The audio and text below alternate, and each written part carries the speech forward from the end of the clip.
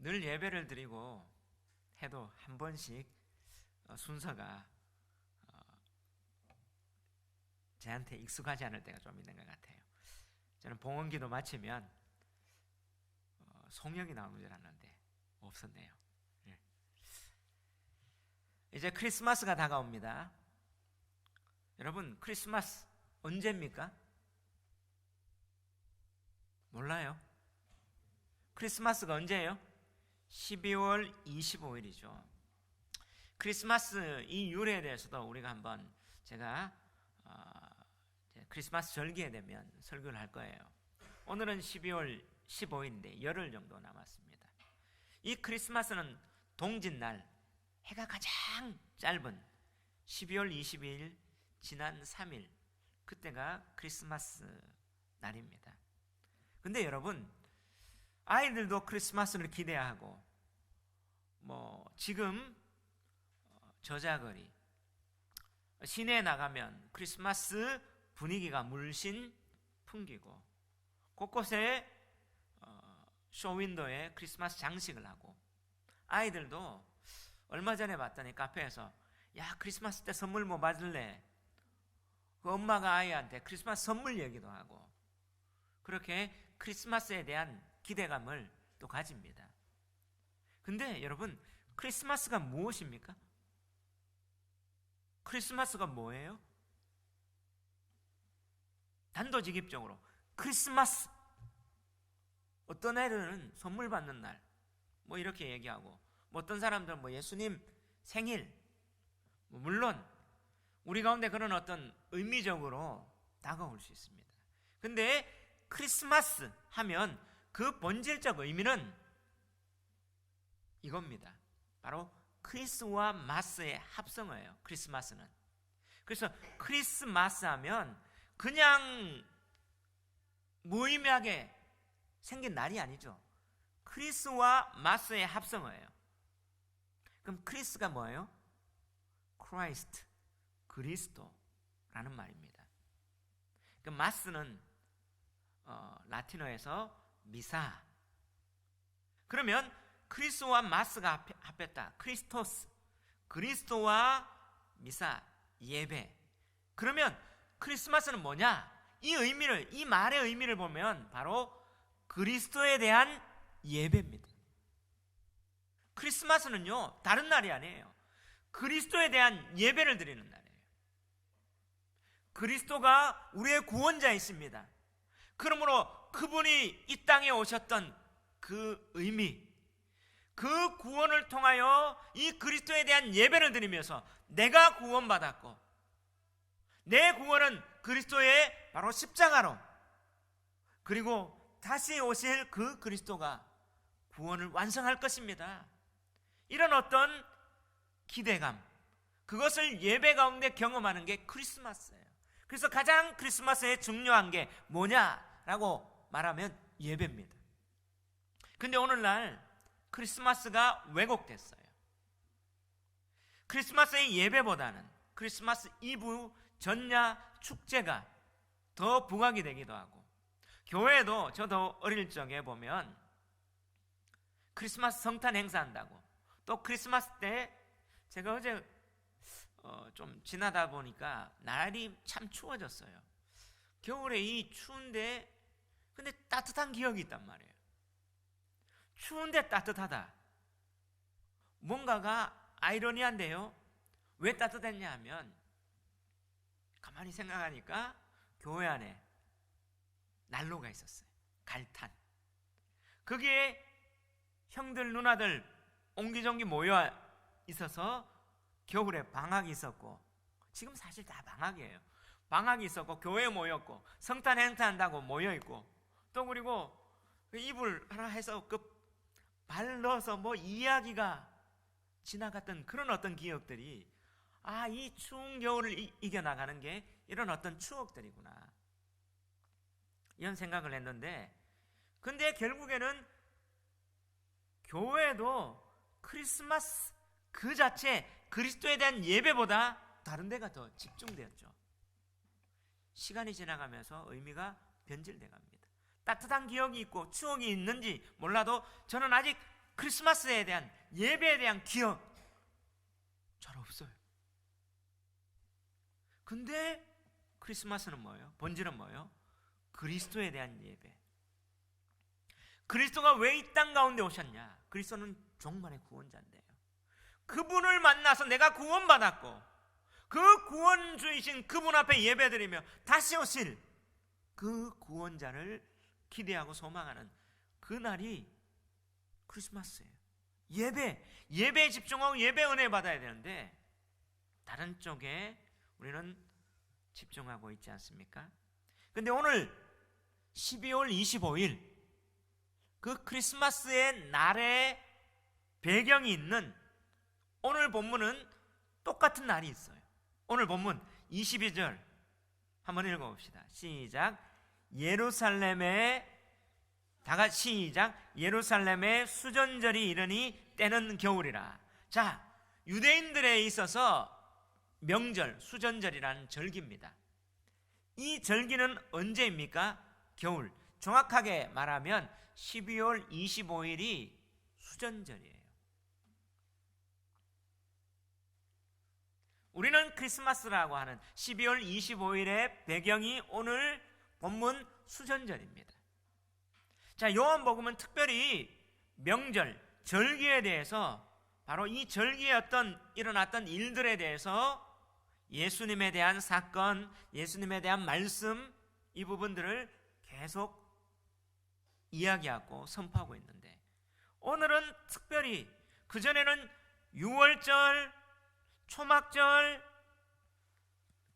어떤 명절 했는데 유월절은 계속 반복돼요. 요한복음의 유월절이 한 3번 반복됩니다. 근데 오늘 이 특별히 무슨 절기가 나와요? 12월 25일에 되면 그들이 지키는 수전절이 나와요. 근데 이 수전절이라는 절기는요, 원래 율법에 하나님이 정하는 그 절기가 아닙니다. 그들이 바벨론 포로 이후에 바로 예수님이 오시기 전 약 한 170년, 160 몇 년 전에 일어났던 사건들을 그들이 기억하는 현대적 절기예요. 예수님의 당시에 보면. 근데 이 절기가 오늘 요한복음의 배경으로 있습니다. 자, 오늘 이 요한복음이 1장부터 계속 21장까지 가는데 예수님이 누구냐? 예수님이 누구냐? 이 부분을 지금 계속 밝히는 거예요. 또 요한복음은 이 복음서가 기록되고 예배 가운데 선포됩니다. 근데 이 요한복음이 기록된 목적, 그리고 예배 가운데 선포되는 목적, 무엇인지 분명히 밝히고 있어요. 그 목적이 뭡니까?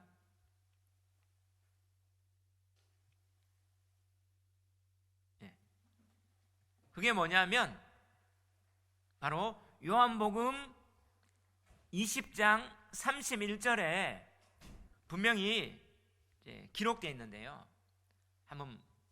여러분 한번 봅시다. 자, 자막을 통해서 다 같이 한번 읽어봅시다. 시작. 오직 이것을 기록함은 너희로 예수께서 하나님의 아들 그리스도이심을 믿게 하려 함이요. 너희로 믿고 그 이름을 힘입어 생명을 얻게 하려 함이니라. 자, 앞으로 한번.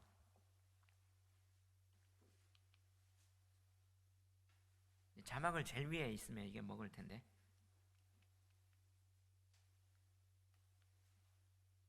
다시 한번 요한복음 20장 한번 봐주세요. 오직 이것을 기록함은 너희로 예수께서 하나님의 아들 그리스도이심을 뭐하게 한다고요? 믿게 한다. 자, 오늘 이 요한복음이 기록된 목적이 예수님이 누구냐? 하나님의 아들이다. 또 누굽니까? 그리스도이시다. 이걸 너희들이 믿어야 된다. 예수님에 대해서, 예수님이 두 가지입니다. 하나님의 아들과 그리스도. 그 다음 이 믿어서 그 다음 뭐하냐? 그 다음 부분 한번 봅시다. 또 너희로 믿고 그 이름을 힘입어 뭘 얻는다고요? 생명 얻는단 말이에요. 이 생명은 영생이에요. 구원받는단 말이에요. 우리에게 영생 얻는 것은 예수님이 누군지를 정확하게 알고 그 예수님에 대해서 믿으면, 근데 그 예수님이 누구냐? 하나님의 아들 그리스도라는 거예요. 아멘. 예. 그래서 이제 요한복음은 이 부분을 증명하기 위해서, 그다음 이 부분을 증명하기 위해서 요한은 무슨 배경을 합니까? 무슨 배경을 하느냐면 절기를 배경해요. 이 절기는, 여호와의 절기는 다 뭐를 중심으로 합니까? 메시아에 대한. 메시아가 누구냐? 메시아가 누구냐? 그리스도가 누구냐? 그리스도가 누구냐? 바로 이 절기를 통해서 예수님이 어떤 일들을 행합니다. 그런 어떤 일들을 행하면서 예수님이 행하시고 일하고 말씀하시는 걸 통해서 이 절기를 예수님이 메시아로서 뭐했다? 완성시켰다. 이것을 보여주는 거예요. 그런 맥락 속에 오늘 수전절인데, 여러분, 수전절이 어떤 배경이냐, 이걸 이해해야지 오늘 본문의 내용들을 이해할 수 있는데, 이 수전절은요 히브리 말로는 하누카라는 말이에요. 봉헌절이에요. 봉헌절. 성전을 하나님 앞에 다시 바쳤는 날이에요. 이 날이 주전, 예수님 오시기 전 164년 12월 25일 날 행해졌습니다. 근데 이 배경이 어떤 거냐면, 이 부분에 대해서 다니엘서에 예언이 있어요. 다니엘서는요 1장부터 6장까지는 역사적 사건들을 기록하고 있어요. 그리고 6장 이후부터 7장까지는 환상과 예언을, 그 미래의 종말에 대한 예언을, 그래서 다니엘서는 구약의 계시록이다, 이런 별명이 있어요. 그리고 이 다니엘서가 예언하는데 이 예언이 역사적으로 다 맞아떨어졌어요. 그리고 이 다니엘서의 예언이 메시아가 올 예언을 지금도, 그래서 종말론하고 할 때 다니엘서하고 계시록을 같이 해석을 합니다. 근데 이 유대인들이 포로기 가운데 있었을 때 언제 메시아가 되고 우리가 언제 회복되고 하나님 나라가 언제 임하느냐, 다니엘서를 묵상하고 메시아에 대한 대망사상을 가지죠. 근데 이 메시아가 언제 오냐 할 때, 그리스도가 언제 오냐 할 때 그 전에 적그리스도가 먼저 오는 거예요. 그래서 11장 28절 이후에 이 다니엘서의 예언을 보면요, 그때 북방왕이 온다고 했는데 이 적그리스도의 모형입니다. 그가 와서 성소를 더럽히는 거예요. 그리고 매일 드리는 제사를 폐하고, 그리고 성전 안에 가증한 것 세우고 하나님의 율법을 어겨서 언약을 배반할 거다, 이렇게 예언을 했어요.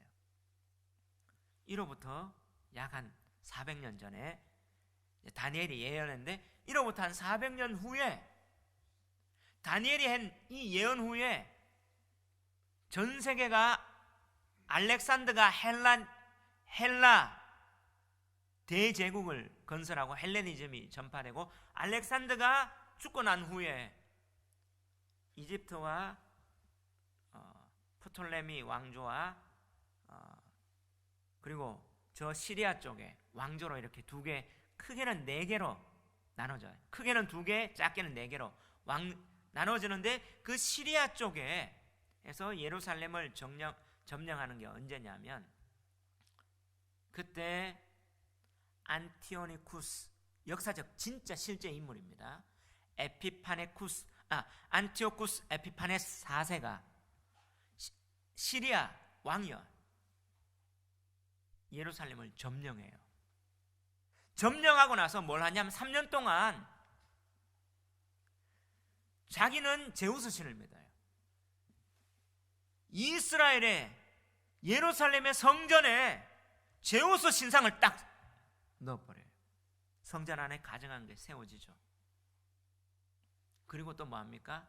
성전 제사를, 성전을 더럽히는데 양과 소로 제사 드리는 것 갖다가 유대인들이 성경에서 가정에 여기는 돼지 피로 성전에서 제사를 드리는 거예요. 그리고 뭐합니까? 안식일, 할례, 토라, 율법을 폐지하고 금합니다. 그때 유대인들이 이 3년 동안 이 완전 폭정 종교적 탄압 가운데 어떻게 해요? 유대인들이 진짜 힘들어서 있는 가운데 그때 독립운동이 일어나죠. 유대 독립운동. 이게 말라기 이후에 예수님 오기 전까지 신구약 성경이 없는 암흑기입니다. 이때 다니엘서가 예언한 게 그대로 역사 가운데 일어났어요. 그때 어떻게 해요? 야, 우리 하나님 나라 이스라엘이 회복되기를 원한다 할 때 독립운동을 하자. 믿음의 독립운동 가운데 율법을 회복하자 하는 운동이 바리새 운동이 일어났어요. 그들은 다시 한번 하나님 말씀 토라를 하자 할 때 바리새인들이 올랐죠. 그러면서 어떻게 해요? 메시아를 기다리는, 메시아가 오면 다시 한번 율법을 회복할 건데 이 적그리스도가 오는데 다시 회복하자. 그때 제사장 가문에, 마카비라는 제사장 가문에 유다 마카비가 군대를 일으킵니다. 혁명, 봉기를 일으키고 나서 어떻게 해요? 우리는 하나님 나라 성전 때문에 죽기를 각오하고 딱 결사항전을 했는데 안티오쿠스 에피파네스를 어떻게 해요? 무찌르고 성전을 탈환합니다. 할렐루야. 그들은 가운데 얼마나 감동이에요. 그때 수전절이란 말은 닦을 수, 집전, 절기절자니까 성전을 다시 닦고 성전을 다 청결하게 합니다. 제단하고 그 성전 안에 제우스 신상을 다 철거하고, 그러면서 하나님 앞에 이제 하나님 다시 한번 이 성전을 회복했습니다 하고 하나님 앞에 봉헌하는 데디케이션, 봉헌하는 그 날이 수전절이에요. 12월 25일 겨울. 그러면 이날은 뭐예요? 이렇게 다니엘서에 어떻게 예언됐냐 하면 진짜 메시아가 오기 전에 이 한번 지혜 있는 사람이 일어나서 다시 한번 회복하고 나서 메시아가 올 거다 했으니까 유다 마카비가 이 수전절을 회복했잖아요. 그러면 이 수전절 하나님 앞에 성전을 봉헌한 그 다음 날 그들 가운데는 무슨 기대가 있겠어요? 무슨 기대가 있겠습니까? 다니엘서 예언에 이렇게 성전이 한번 회복되고 이런 어떤 지혜로운 사람이 일어나서 정말 그들이 믿음으로 항쟁해서 다시 한번 성전을 회복하고, 근데 아직 때가 기한이 안 정해졌다. 그 다음 1260일 1290일 지나면 메시아가 온다고 돼 있어요. 그러면 그들 가운데 어떤 마음이 있습니까? 누가 올 거다? 메시아가 올 거다. 그렇습니다. 그러면 이 수전절날 다시 한번 절기를 지키며, 이때는 전 유대인들이 성전에 모이는 날은 아니에요. 6월절, 오순절, 초막절날 모이는데 이거는 그들이 다시 한번 회복했으니까. 근데 그럼에도 불구하고 그들은 이 절기를 지키면서 그들 마음속에는 무엇이 일어날게요? 메시아가 올 거다. 메시아가 와서 다시 한번 우리 이스라엘 유대를 회복할 거다라는 소망이 생기는 이날입니다. 근데 예수님은 이날을 배경으로 성전 안뜰 솔로몬 행각에서 거닐고 있어요. 그리고 이 몇 달 후에, 이 사건 있고 난 몇 달 후에 이 솔로몬 행각에서 베드로가, 교회가 생겨서 말씀이 선포되니까 3,000명, 5,000명이 회개하는 놀라운 역사가 일어나는 이런 배경입니다. 이때 지금 무슨 일이 일어납니까? 분쟁이 일어나요. 유대인들하고 예수님하고 뭐예요? 격론이 벌어집니다. 바로 영적 전쟁처럼. 여러분, 자, 이런 배경, 우리가 영화를 찍거나 뭔가 드라마를 만들 때 이런 배경이 깔린다는 말은 분명한 의미가 있다는 말이에요. 메시아가 어떠느냐, 이런 의미. 그래서 우리는 배경을 아는 거예요. 이 한 절 가운데. 그때 자 24절 어떤 논쟁이 일어납니까? 24절, 25절, 26절. 자, 24절 남자, 25절 여자, 26절 다 같이 읽겠습니다. 시작. 유대인들이 애워싸고 이르되 당신이 언제까지나 우리 마음을 의욕하게 하려 하나이까? 그리스도이면 밝히 말씀하소서 하니.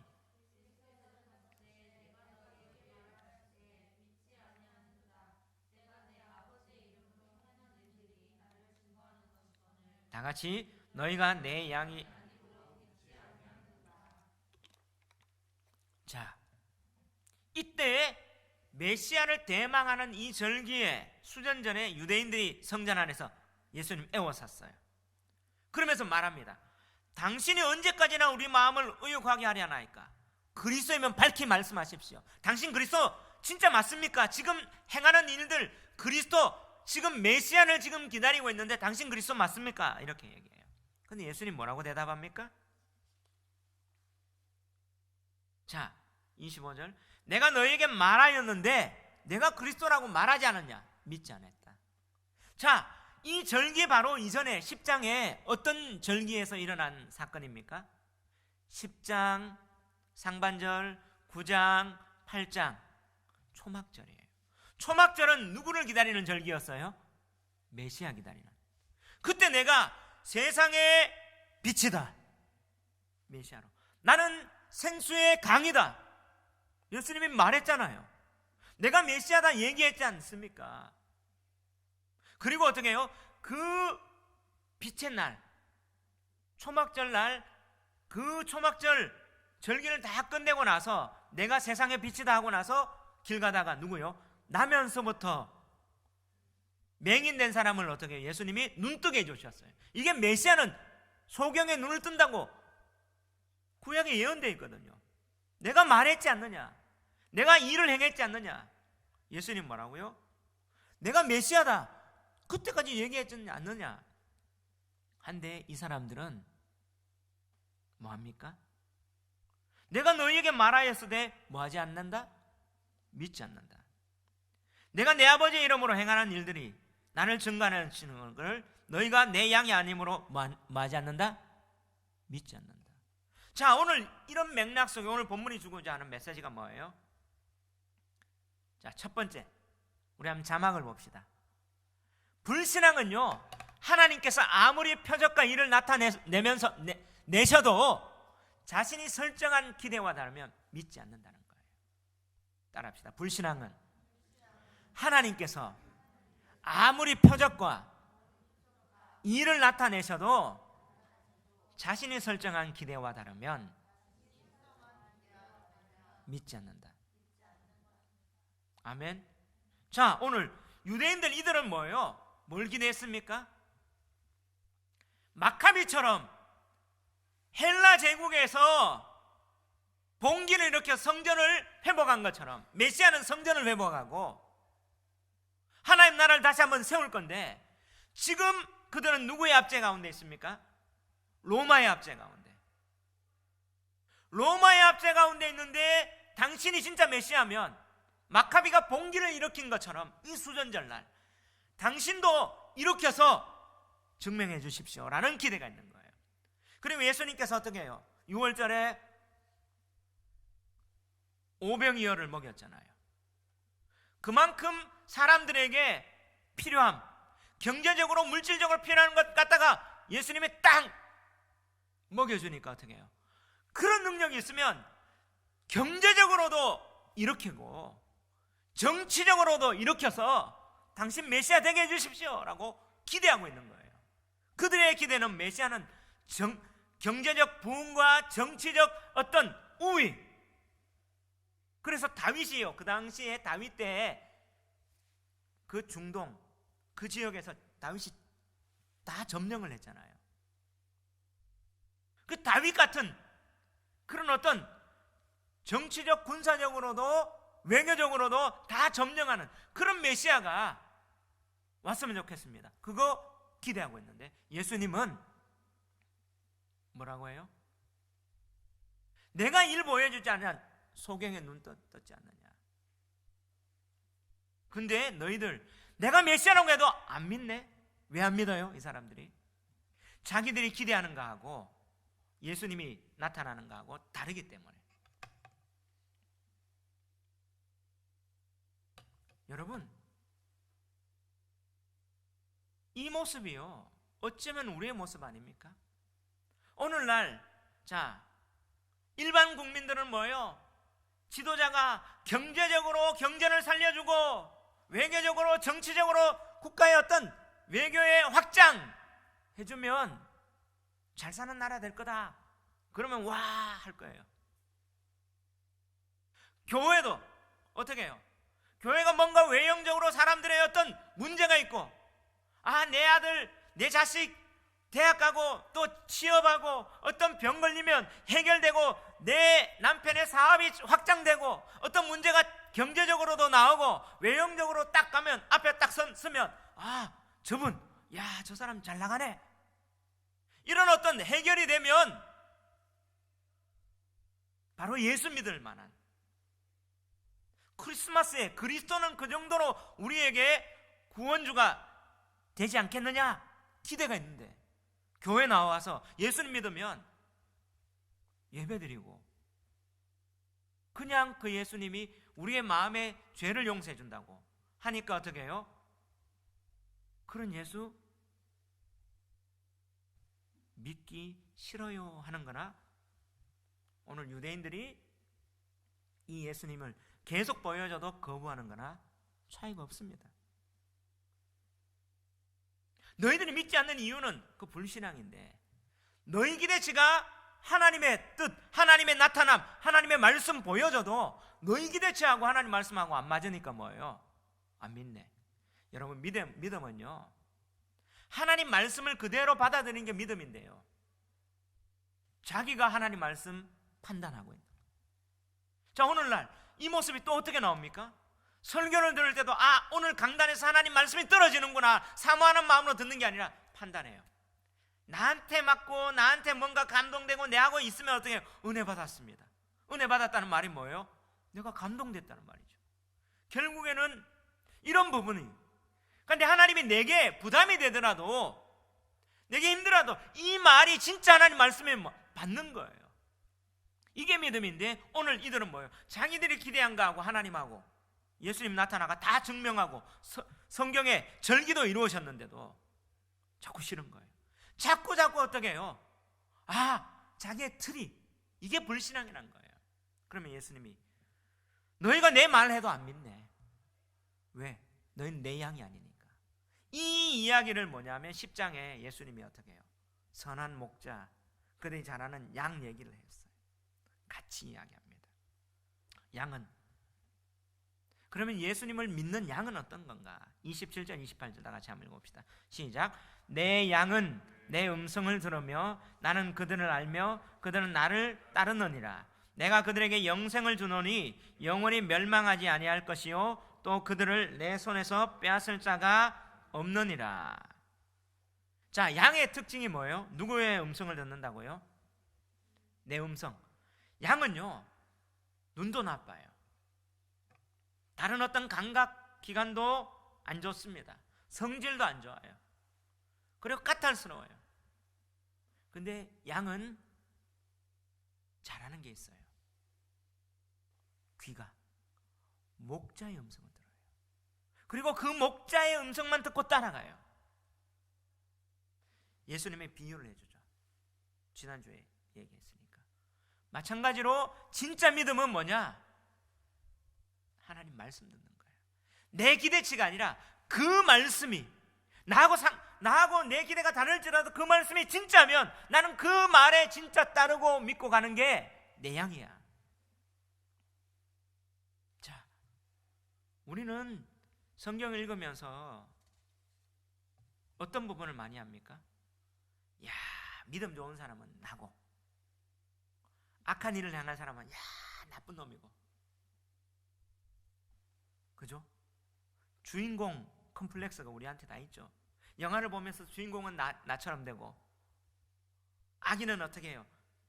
근데 우리 착각하면 안 돼요. 어쩌면 이 유대인들이 우리의 모습일 수 있어요. 우리도 우리하고 기대치가 안 맞으면 뭐예요? 주님이 말씀하셔도 진짜 그리스도 맞습니까? 여러 가지 일 보여줬는데 맞습니까? 안 믿어요. 결국에는 내 관점으로 판단하고 내 기대치로 판단해요. 근데 진짜 믿음은 뭐예요? 음성을 보여준 듯 따라가는 거예요. 그러면 내가 그들에게 뭘 줘요? 영생 준다. 영원히 멸망하지 아니하고 또 그들의 손에서 빼앗을 자가 없다. 바로 오늘 이 사건을 통해서 예수님 누구라고요? 그리스도다. 그리고 나서 30절부터는 뭐예요? 하나님의 아들이냐? 이 논쟁이 또 일어나요. 그러면서 29절 그들을 주신 내 아버지는 만물보다 크시며 아무도 아버지 손에서 빼앗을 수 없느니라. 나와 아버지는 하나이다. 예수님이 누구라고요? 하나님이다 하니까 유대인들이 뭐예요? 31절 읽어봅시다. 시작. 유대인들이 다시 돌을 들어 치려하거늘 상식이 안 맞거든. 자기들의 기대치하고 상식이 안 맞으니까 예수님 하나님 아들이라는 거 돌 치려고 하는 거예요. 예수님이 대답해요. 32절 읽어봅시다. 시작. 예수께서 대답하시되 내가 아버지로 말미암아 여러 가지 선한 일로 너희에게 보였거늘 그 중에 어떤 일로 나를 돌로 치려 하느냐. 예수님의 선한 일. 자, 나면서부터 소경 고치고 38년 된 병자 고치고 오병이어 먹이고 그랬는데 왜 돌로 치냐 하니까 유대인들은 뭐라고요? 33절 시작. 유대인들이 대답하되 선한 일로 말미암아 우리가 너를 돌로 치려는 것이 아니라 신성모독으로 인함이니 네가 사람이 되어 자칭 하나님이라 함이로다. 네 일하는 거는 인정해 줄게. 근데 신성모독 이것도 자기들의 어떻게 해요? 사고의 틀이죠. 예수님이 뭐 하나님이다 하니까. 그럼 예수님 뭐라고 얘기해요? 성경으로 딱 응수합니다. 33절, 34절, 35절 시작. 예수께서 이르시되 너희 율법에 기록된 바 내가 너희를 신이라 하였노라 하지 아니하였느냐. 성경은 패하지 못하나니 하나님의 말씀을 받은 사람들을 신이라 하였거늘 하물며 아버지께서 거룩하게 하사 세상에 보내신 자가 나는 하나님의 아들이라 하는 것으로 너희가 어찌 신성모독이라 하느냐. 자, 34절에 보면 율법에 기록된 바 시편이에요. 시편 82편인데 이걸 보면 어떻게 하느냐 하면 이 시편 82편은요 하나님께서 하나님의 율법을 집행하고 심판하는 재판장들에게 지금 말씀하시는 거예요. 자, 그 재판장은요 하나님의 대리인입니다. 왜냐? 하나님이 율법을 위임했기 때문에 그들은 판단합니다. 심판하는 것은 뭐냐 하면 하나님 말씀을 해석하고 심판하기 때문에 뭐예요? 그 말씀은 하나님의 말씀이에요. 그것을 도전하는 사람은 누구한테 도전해요? 하나님 앞에 도전해요. 왜냐? 그 재판장은 하나님이 그들에게 나의 심판권을 위임했다. 대리인으로 세우거든요. 그 자를 그래서 뭐예요? 하나님이다. 왜요? 위임받았기 때문에 그들은 하나님의 일을 위임했기 때문에 하나님이다 라고 시편에서 얘기해요. 마찬가지로 하물며 그렇게 얘기했는데 너희들은 율법에 그렇게 하지 않느냐. 하나님 말씀 받으면. 근데 36절에 하물며 아버지께서 거룩하게 하사 세상에 보내신 자가 나는 하나님의 아들이라. 하나님이 하나님의 뜻을 위임받아가 내가 하나님 아들이라는데 이게 뭐가 신성모독이냐? 예수님이 어떻게 해요? 하나님 아들이라는 걸 증거했어요. 그러면서 뭐라고 얘기해요? 37절 만일 내가 내 아버지의 일을 행하지 아니하거든 나를 믿지 아니하거니와. 38절 시작. 내가 행하거든 나를 믿지 아니할지라도 그 일은 믿어라. 그러면 너희가 아버지께서 내 안에 계시고 내가 아버지 안에 있음을 깨달아 알리라. 할렐루야. 그 예수님이 뭐예요? 하나님 아들이라는 것을 뭐로 증명해요? 일로. 여러분, 일을 한다는 말은 그 사람이 어떤 사람인가를 나타내죠. 저는 어떤 직업을 갖고 있습니까? 목사, 예배를 집례합니다. 우리 변주현 성도님은 어떤 직업을 가지고? 배우, 영화 감독, 영화 만들어내야 돼요. 영화 만들어 안 내면 감독, 영화 만들어냈죠? 그러니까 감독 맞죠? 그 집사님 무슨 일을 하세요? 조종사. 그죠? 그 일을 할 때 어떻게 해요? 내가 누군지 드러나잖아. 예수님이 무슨 일을 해요 지금? 내 아버지 일하는 거예요. 그게 선한 일이에요. 그러면 아버지 일이 뭐냐? 지금 계속 얘기해요. 9장 33절 한번 봅시다. 앞장에서 이 사건이 나와요. 시작. 이 사람이 하나님께로부터 오지 아니하였으면 아무 일도 할 수 없으리라. 9장 3절 시작. 예수께서 대답하시되 이 사람이나 그 부모의 죄로 인한 것이 아니라 그에게서 하나님이 하시는 일을 나타내고자 하심이라. 지금 나면서부터 소경된 자, 맹인된 자를 딱 눈뜨게 하는 게 누구 일을 하는 거예요? 하나님 일. 그래서 눈뜬 사람이 뭐예요? 아, 이 일한 건 하나님이 하셨다. 하나님이 안 하면 일 못한다. 그리고 여러분 5장 38년 된 병자를 고쳐줬습니다. 고쳐주고 나서 17절 이 또 유대인하고 논쟁할 때 예수님 뭐라고 해요? 시작. 예수께서 그들에게 이르시되 내 아버지께서 이제까지 일하시니 나도 일한다. 할렐루야. 그럼 예수님이 선한 일은 뭐예요? 이 사람의 구원을 위한 일이에요. 이 사람의 영혼을 살리는 거예요. 이 사람의 어떻게 눈을 떠서 이 사람이 잘 먹고 잘 살고 다시 취업하고 이게 아니라 이 사람이 예수님을 믿고 따라가게 되고 이 사람이 눌렸던 걸 다시 한번 보며 예수님이 하나님이시다, 하나님의 아들 그리스도라는 것을 믿어서 어떻게 진짜 하나님 나라 영생에 들어갈 일을 예수님은 어떻게 구원의 일을 하시는 거예요. 할렐루야. 근데 그들은 뭐예요? 다른 일을 해야 된다. 자기들의 기대가 안 하니까 예수님을 돌로 치려 하고 예수님 잡고 합니다. 오늘도 우리가 여러분 예수 믿고 교회 나와서 예배드리는 목적이 뭐예요? 내 사업을 위해서, 내 무엇을 위해서 그렇게 합니까? 진짜 내가 예수님을 믿고 하나님 나라의 천국의 백성 구원의 일, 내 영혼이 구원받고 내 가정이 정말 하나님 백성으로 세워지고 내가 이 세상 살아가면서도 하늘을 보면서 움직이지 않으면서 이 가치 있는 내 죄가 용서받아서 자유되는 이것이 우리에게 영생을 주는 건데 우리는 다른 목적이에요. 취업의 문제 해결되면, 내가 어떤 재정의 문제가 해결되면, 사업의 문제가 해결되면, 어떤 문제가 해결되면, 어떤 병의 문제가 해결되면 여기에 우리는 집중하고 있지 않습니까? 그게 안 되면 하나님 어디 갔나? 내가 믿는 하나님은 없나? 여러분 오늘 예수님은 이 논쟁 가운데 진짜 신앙이 뭐냐? 우리의 기대치가 아니라 양처럼 다른 거 다 떨어져도 되지만 진짜 예수님 알고 말씀 듣고 따라가면 내 양이고 하나님께서 그걸 어떻게 해요? 끝까지 빼앗을 수 없이 지키겠다. 바로 예수님이 하나님 아들이요 메시아라는 사실을 믿으시기 바랍니다. 두 번째, 오늘 이 메시지가 뭐냐? 따라합시다. 신앙은 외적 환경보다 본질적 내용과 일이 하나님의 말씀에 부합하면 믿고 따르는 것입니다. 예, 그렇습니다. 믿음은요 외적 환경보다 본질적 내용과 그 일이 하나님 말씀에 합하면 믿는 거예요. 이게 믿음이에요. 계속 강조하는 거잖아요. 그러면서 예수님이 지금 이 사건 이후에 어떻게 합니까? 40절 한번 봅시다. 시작. 다시 요단강 저편 요한이 처음으로 세례 베풀던 곳에 가사 거기 거하시니. 저는 그 전에 지금 몇 달 전에 이 말씀을 묵상하다가 40절 말씀을 묵상하는 가운데 제가 울컥했어요.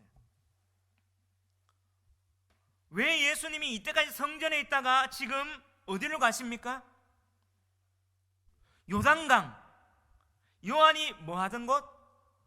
세례 베푸는데 처음 세례 베푸던 것, 거기에서 예수님이 거했어요. 왜 예수님이 여기 갔을까? 이게 제 질문이었어요. 우리가 어떻게 기적을 행하고 무언가를 하면 우리는 왕궁이나 떵떵거리는 잘 나가는 집에 갔는데 예수님 어디 가요? 처음 했던 여기가 어디입니까? 요단강 광야예요.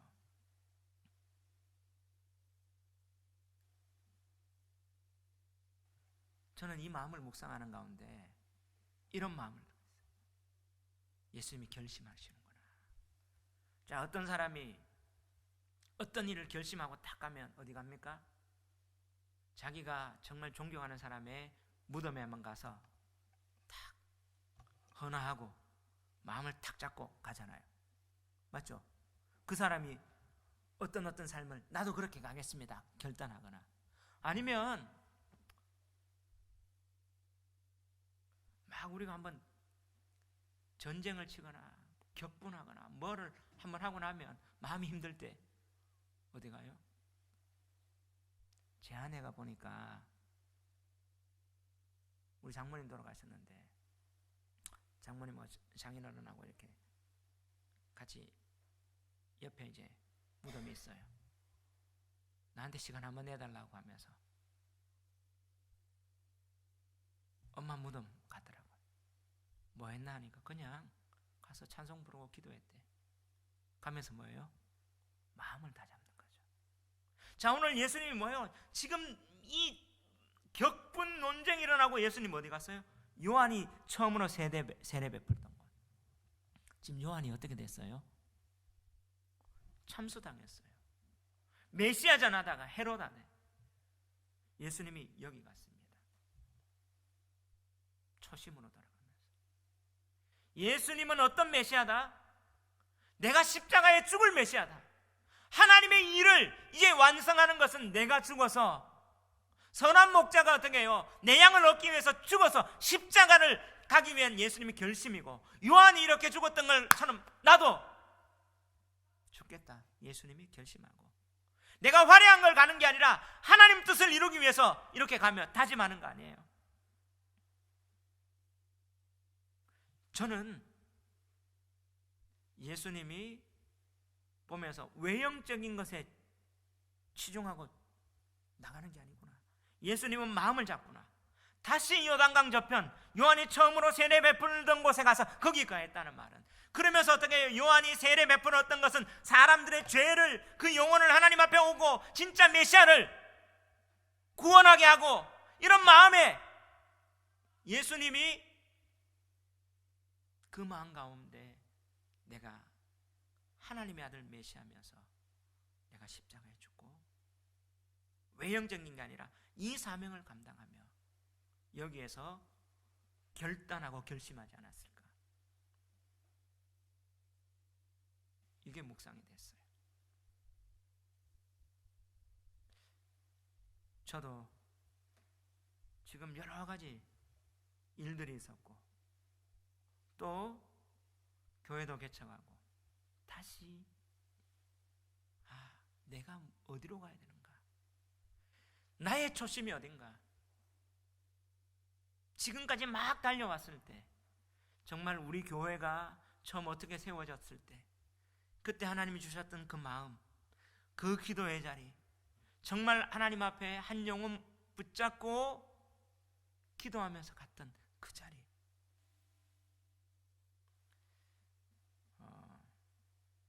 금요일 날 한 만남이 있었어요. 선교사님 한 분이 저 잘 아는 우리 교회 개척 시작 때부터 했던 화정에 있던 싱크 공장 사장님 부부하고, 그 사장님 부부가 그 선교사님 한 분 데리고 왔어요. 왔는데 그 이 싱크 부부는 예수님이 안 믿는 분이에요. 부인 되는 분은 교회를 한 몇 달은 가봤고, 남편 되는 분은 아예 불신앙이고, 사람은 내성적이고 진짜 좋아요. 근데 술을 좋아하시는. 이분이 제가 원당에 처음 개창할 때부터 해서 해주셨는데, 지금도 이제 이분을 계속 만나죠. 근데 이분이 용인에서 카페를 하는 선교사님 한테 저를 엄청 자랑을 한 거예요. 그 김학달 목사님 꼭 만나봐야 된다고. 근데 이 선교사님이 이제 화정에 서울 사시는데 올 일이 있어서 금요일 갑자기 왔더라고요. 근데 이분은 외교관 부인이에요. 외교관 부인이라서 세계를 다니면서, 근데 4대째 평신도죠. 목사님 잘 공경하고 그냥 잘하는, 자기 말로는 자기를 소개하는 게 난 4대째고 목사님 잘 섬기고 헌금 잘하고 봉사 잘하는 목사님들이 예뻐하는 그런 성도예요. 근데 독일 가서 경배 찬양하는 하세반 선교사님하고 저하고도 또 아니까 거기 가서 하나님이 영적인 경험을 하게 돼요. 방언 환상 보게 되고 하다가 그 교회에서 평신도 선교사를 파송했대요. 헝가리도 가고 한국 다시 한번 복귀해서 왔는데 이제 선교 카페를 한 50평을 열었나 봐요. 그리고 나서 이분은 약한 교회 목사님 싱크대 해주고 이분 불러주고 돈은 자기가 지불하고 한 4-5군데를 했나 봐요. 그러니까 또 이 싱크대 사장님은 이분을 너무 좋게 보고 그러다가 이분 만나서 화정에 와서 만났는데 오는 그날 지금부터 한 달 전 11월 15일 날 이 싱크대 사장님이 갑자기 망상 증세가 왔대. 무릎 꿇고 4시간 동안 있고 잘못했습니다. 잘못했습니다. 그러면서 어떻게 해요? 이게 아주 심해져 가지고 병원 갔는데 입원하라. 정신병원. 근데 안 한다고 하고 막 병원도 안 간다 하는데 경찰 오면 가겠다 해서 경찰 와서 가고 이렇게 이분이 이제 일도 잘 안 하고 멍하니 몇 시간 동안 있고 그러니까 이 선교사님이 그럼 당신 예수 믿어야 된다. 그러니까 이분이 여자 사장님이 남자는 아예 예수를 안 믿고요. 한 3년 전에 화정에 교회에 갔다가 한 몇 달 다니다 교회 안 좋은 모습 보고 안 나갔대요. 그러니까 이 선교사님이 당신이 좋아하는 김학달 목사님 교회에 가면 되겠다. 그 마음에 동의하고 이제 교회 가는 거 이제 종교를 가져야 되겠어요 하면서 그날 온 거래요. 제가 그 말을 툭 듣고 그래서 그 선교사님 막 그 여자 사장님하고 같이 남편은 아직 약간 이러니까 저 밖에 있으면서 얘기를 빠른 시간 안에 막 두 분이 얘기를 하시더라고요. 제가 그래 긴 얘기는 못하고 이번에 일정이 있어서 갔어요. 그럼 제가 기도하고 연락드릴게요. 근데 제 마음이 어떤 마음이냐면 하나님 교회 처음 개척할 때 우리 조울증 환자 밤새도록 기도하고 몇 달까지 했는 그 기억이 나는 거예요. 내가 이분을 받으면 그렇게 그냥 예배드리라고 오면 게 아니라 하면 영적으로 내가 책임을 져야 되는데 기도하면서 할 수 있겠나 부담이 팍 되는 거죠. 결정을 못 냈는데 금요일 날 기도회를 하면서 설교를 하고 기도하는데 네 본질은 영혼 구원 아니냐.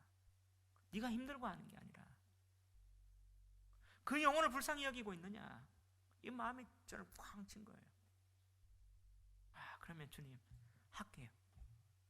내가 육신이 힘들더라도 기도할게요. 그래서 이제 토요일날 전화를 했어요. 전화를 하니까 처음에 뭐 어떻게 됐냐 하니까 자초지종을 얘기를 다 해요. 자기가 어떻게 남편이 됐는지 막 얘기하면서 이제 그 선교사님 얘기하시는데 그럼 교회를 하니까 그 종교는 가지고 싶대.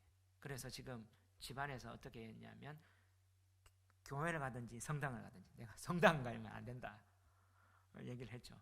근데 그러면 이건 정신적인 부분은 영적인 부분이니까 기도해야 되니까 우리 교회에 좀 한번 오실래 하니까 어제 토요일이니까 오늘 오실래 하니까 오늘 한 일이 사다리 차 하는 일이 10시에 잡혀 있어서 못 오겠대요. 그러면 자기가 다음 주는 목사님 연락하고 한번 올게요. 그러면 기도하자. 딴 거보다 그 영혼 때문에 이분들이 이 부분을 딱 얘기를 하면서 제 마음에 어떤 마음이었냐면 오고 안 오고가 아니라 다시 한번 초심의 자리.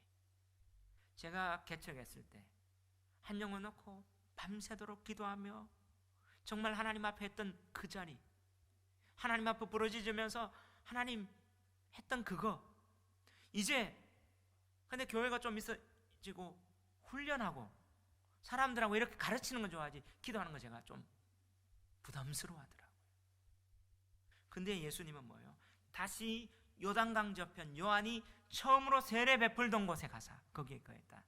이 말씀에 그래, 가장 중요한 목표는 뭐냐? 한 영혼에 대한 거다. 그 영혼의 도움이 필요하면 내 몸이 힘들더라도 내가 시간을 내더라도 하는 거다.